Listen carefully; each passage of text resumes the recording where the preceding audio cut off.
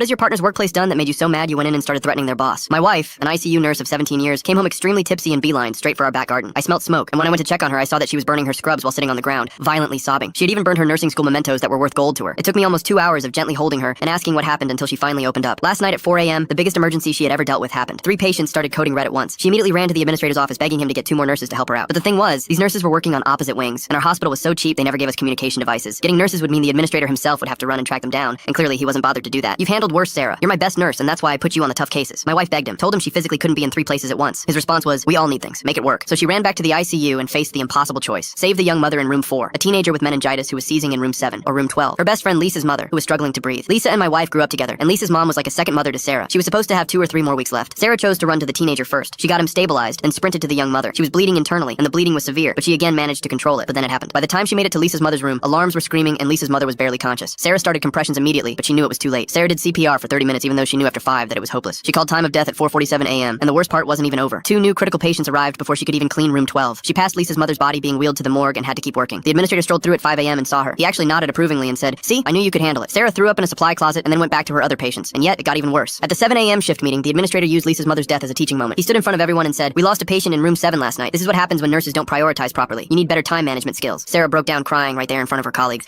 The administrator's response was, and this emotional response is exactly the problem. This kind of behavior affects team morale. Document everything